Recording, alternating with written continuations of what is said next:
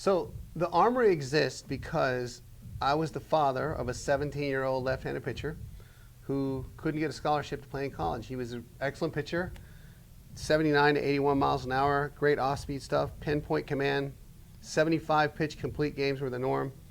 He won just about every game I ever saw him pitch. He was sort of the go-to guy for the championship game for a top 5 ranked national team, but no one cared. I would watch the scouts come and put their radar guns up, and then they would see one inning and walk away. And so we had to figure out what to do about that. So I didn't understand why they didn't really like him. So one day, I decided to go incognito. I dressed up like a college recruiter. I was just a travel ball coach and a dad, but I noticed they all dressed like they had the polo shirt on, they had the hat with sunglasses backwards, and they all carried a backpack. And back then cargo shorts were huge, so you couldn't argue with the utility of all those pockets.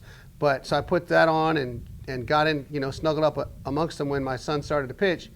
And as they were leaving after the first inning, one of them turned to me and said, "This kid's pretty good. He just doesn't throw hard enough to compete at our level." And so I thought, wow, so we got to throw harder. So I began to ask everybody I knew in baseball, how do you teach someone to throw harder? And pretty much the consensus was you can't. It's a gift. Either you can throw hard or you can't. You can't teach arm strength. You can't teach speed, that kind of thing. And I thought, well, wait a minute. Now this is a movement, and I'm a physical therapist. I teach people to move every day.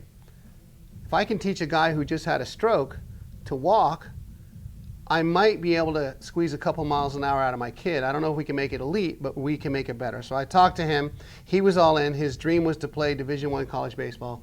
And so we went in and started down this path of research. And we tried a bunch of stuff and did some unorthodox things. And before you knew it, he got better. And he went to junior college for 2 years, got out of there. And when he came out of JUCO, he was throwing 93.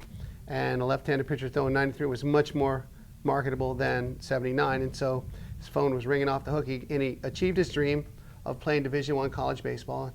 And then as a coach in the travel ball network and also as a physical therapist, our practice seemed to be kind of attracting baseball players. It seemed like everybody that got hurt or hurt the arm came to us, and I began to realize that the things we were teaching my son to help him throw harder would also help these injured athletes recover better. We were getting a bunch of athletes that would come in, we'd do the traditional physical therapy, send them out, they'd come back in again 6 weeks later, still hurt. And I'm thinking, well, we really didn't change anything. We didn't change the way they throw, we didn't change the way they move. And so we began going down this path, and it turned out that the quality of movement was gonna influence velocity, command, secondary stuff, and arm health. And it sort of emerged into this thing. We built a little 900 square foot place next door to our physical therapy practice so we could teach people how to throw differently when they came out of their injuries, and it began to attract a bunch of players. And in the beginning, it was sort of radical, and so we ran into some friction for a while there. You would have thought we hated babies and wanted puppies to die with all the feedback we got.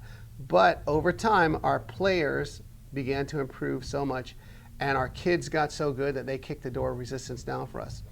And we've grown over the years. This is our 4th facility now. We've gone from 900 square feet to 21,000 square feet on 4 acres, and now we attract a bunch of really great families and great kids, people that have a dream, the same as my son did, the same problems that he was facing. Either they need to throw harder, they need to throw more strikes, they need better secondary stuff, or they need to overcome arm pain. And so when they walk in the door, every person is unique. It's an individual puzzle that needs to be solved with a unique solution. And so we really work hard on assessing and then individualizing a training plan to help each guy meet their needs, and we follow them along the whole way. And we really appreciate the idea that every single person that walks through the door is the most important person in someone's life. And that's why they're here, and we treat them just like they're our own, and we don't compromise on that. Every single player that comes in the door gets our very best every single day, and we do everything in our power, continually searching for new knowledge, new ideas, sparing no expense to invest in our facilities and our information to help these guys get better. And it's been a real blessing for me to be involved in it. I kind of always say that we came into this thing looking for a better fastball, and we ended up with a better way of life and a better career, a better business, a better group of people to be around. Just so many wonderful people we've met along the way, and it's been a joy to be a part of the journey of some of these incredible families and the players it's just such an honor that they would entrust us with their most important asset, their most important possession, their child. And so we really appreciate that and work hard every day to live up to that honor.